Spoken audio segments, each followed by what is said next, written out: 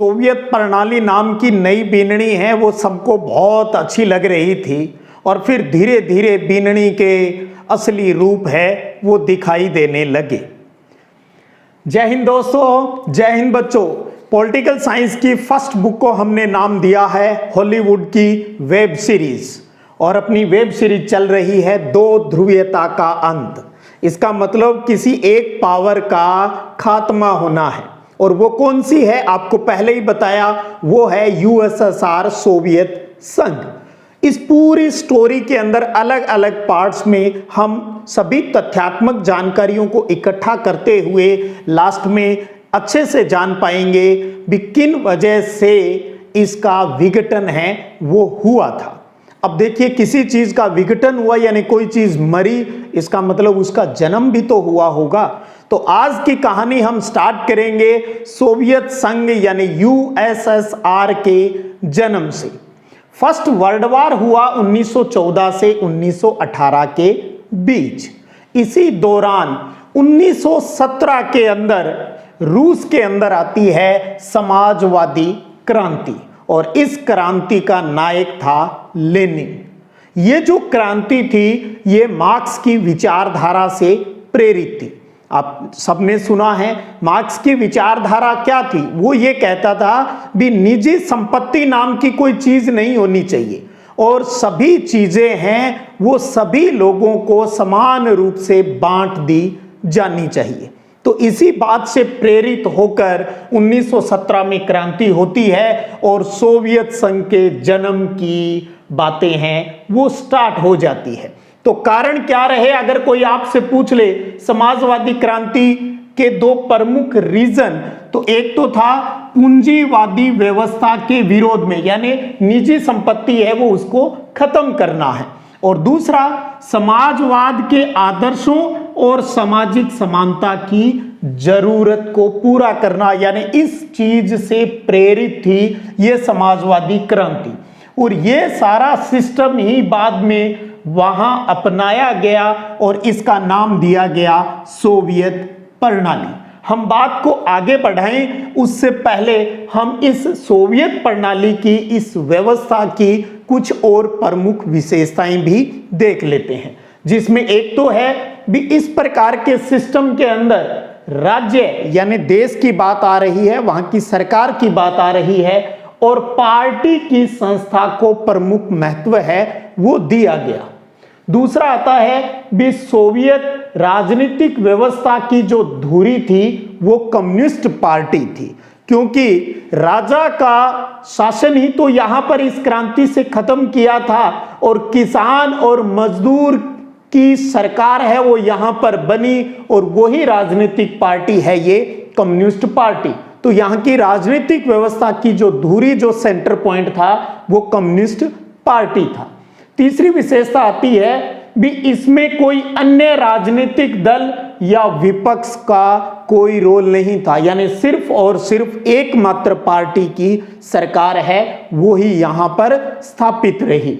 इसके बाद में एक विशेषता और है भी अर्थव्यवस्था जो यहाँ की थी वो योजना के अनुसार थी, जिन उद्देश्यों की पूर्ति के लिए ये सारा किया गया उसके अनुसार और राज्य के नियंत्रण में थी, यानी वहां की जो जमीन थी जो उद्योग थे उनके ऊपर जो मालिकाना हक था वो सरकार का था और वही उसके ऊपर कंट्रोल करती थी। तो अब आप समझ गए भी सोवियत प्रणाली क्या है और सोवियत प्रणाली की विशेषताएं क्या है।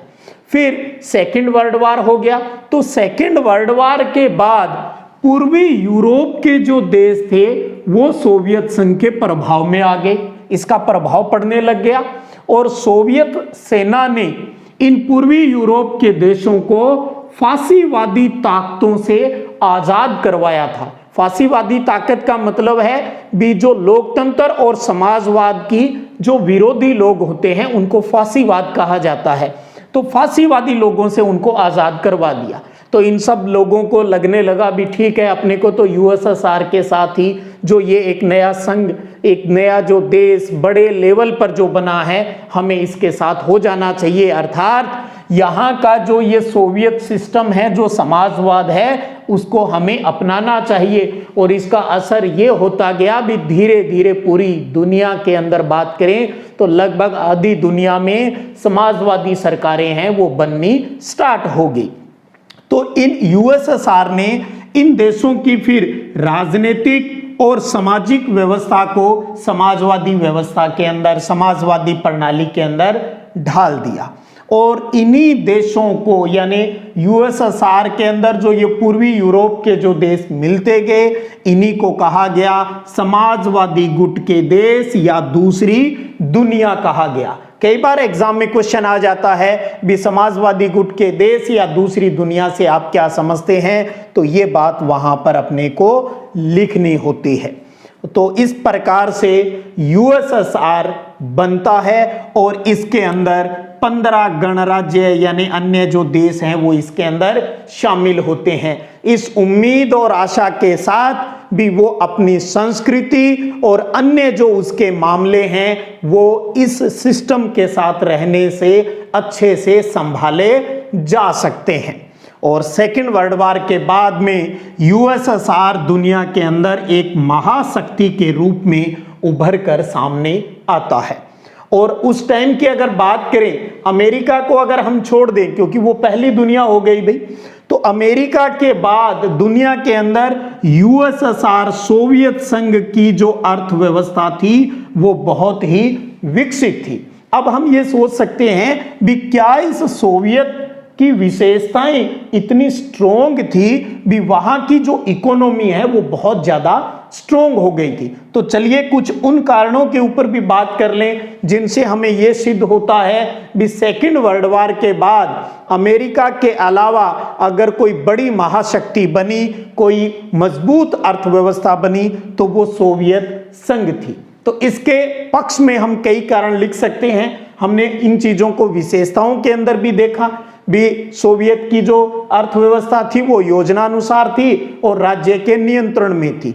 आप चाहे इसी बात से अपनी बात स्टार्ट कर ले कारणों में और साथ में जोड़ दें भी भूमि और उद्योगों के ऊपर राज्य का स्वामित्व और नियंत्रण था। एक तो ये कारण था इसकी अर्थव्यवस्था मजबूत होने का, और दूसरा यहाँ की जो संचार प्रणाली थी वो भी बहुत विकसित थी और यहाँ पर विशाल ऊर्जा संसाधन उपलब्ध थे, जैसे खनिज तेल हो गया, लौह इस्पात हो गया, मशीनरी उत्पाद है, ये यहाँ पर खूब थे।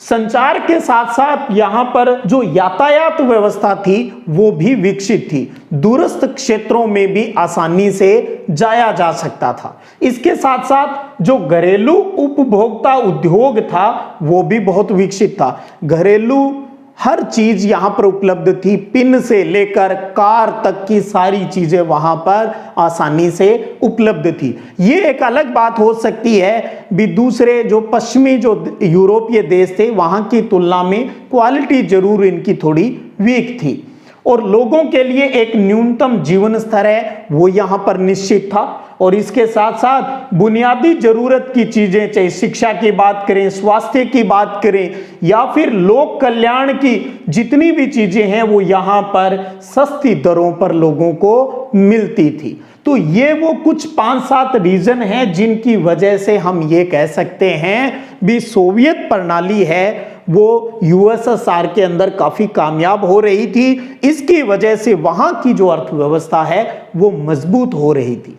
कहा जाता है ना, हर सिक्के के 2 पहलू होते हैं। हमने तो अभी एक ही पहलू पढ़ा है, यानी अच्छी अच्छी बातें सारी पढ़ ली। अब हम बात करेंगे उस सिक्के के यानी सोवियत प्रणाली के दूसरे पक्ष के ऊपर भी ऐसा क्या हुआ भी आगे चलकर धीरे धीरे जो सोवियत प्रणाली है वो लड़खड़ाने लगी, वो इतनी कमजोर हो गई, इतनी रुकी हुई सी दिखाई देने लगी भी आगे चलकर हालत खराब हो गई। तो अब तक हमने यूएसएसआर का जन्म और सोवियत प्रणाली की पॉजिटिव बातें हैं वो समझ ली। अब आप स्क्रीनशॉट ले लें या वीडियो को पॉज करके आप नोट्स फॉर्म में जिस प्रकार से मैंने इनको आपको पढ़ाया है उसी तरीके से अपने नोट्स की कॉपी में इनको अच्छे से नोट कर लीजिए और फिर बात करते हैं सिक्के के दूसरे पहलू पर। तो अब तक आपने जान लिया है भी सोवियत प्रणाली नाम की नई बीननी है वो सबको बहुत अच्छी लग रही थी और फिर धीरे धीरे बीननी के असली रूप है वो दिखाई देने लगे, क्योंकि आपने जाना भी सोवियत जो प्रणाली थी उसके अंदर सारी व्यवस्था की कंट्रोलिंग किसके पास थी? सरकार के पास थी। अब सरकार कोई एक आदमी तो है नहीं भी वही सब कुछ देख ले, तो उसको अपनी व्यवस्था संभालने के लिए बहुत से सरकारी कर्मचारियों की नियुक्ति करनी पड़ती है। अब भैया वो सरकारी कर्मचारी अगर फर्जी हो जाए तो फिर तो बड़ी बड़ी योजनाएं हैं वो धराशायी हो जाती है। कुछ ऐसा ही यहाँ देखने को मिला भी। सोवियत प्रणाली के अंदर वक्त के साथ साथ नौकरशाही जो यानी अफसर जो लोग थे उनका प्रभाव अधिक हो गया और बिना लिए दिए कोई काम नहीं हो रहा था लोगों का, यानी भ्रष्टाचार बढ़ता गया। और ये प्रणाली है वो सत्तावादी हो गई, बस सत्ता में रहना है, जो भी डिसीजन है वो ऊपर से होता था, नीचे वालों को कोई नहीं पूछता था। इससे जनता का जीवन है वो बहुत ही कठिन हो गया। वहां पर लोकतंत्र और बोलने की जो आजादी है वो खत्म हो गई कि चुपचाप सहन करते जाओ, खबरदार अगर कोई बोला तो। और क्यों? क्योंकि वहां पर एकमात्र पार्टी ही तो थी, कम्युनिस्ट पार्टी, उसी का राज था और इस कम्युनिस्ट पार्टी का ही सभी इंस्टीट्यूट के ऊपर, सभी उद्योगों के ऊपर इसका प्रभाव था। ये जैसा चाहती पार्टी वैसा ही होता था। तो ये पार्टी है वो धीरे धीरे जनता के प्रति अपनी जवाबदेही है वो भूल गई। इस बीननी ने जो सपने दिखाए थे, मैं ये करूंगी, मैं वो करूंगी, आपके परिवार का नाम रोशन कर दूंगी, सब कुछ कर दूंगी, तो एकमात्र पार्टी थी, इकलौती थी भाई, और ये भूल गई भी मैंने आपको क्या वादा किया था। तो वादा खिलाफी होनी स्टार्ट हो गई। और एक बात और थी भी, यूएसएसआर के अंदर एक बड़ा देश जो था वो था रूस। तो यूएसएसआर के अंदर रूस का प्रभाव यानी हस्तक्षेप है वो सबसे ज्यादा था। ये नचाता था सबको। इससे क्या हुआ, अन्य जो क्षेत्र जो गणराज्य इसके अंदर शामिल थे वहां के लोगों को लगा भी यार हमारी तो कोई सुनाई नहीं होती यहाँ पर, यानी वो अपने आप को उपेक्षित और दबाव के अंदर महसूस करते थे।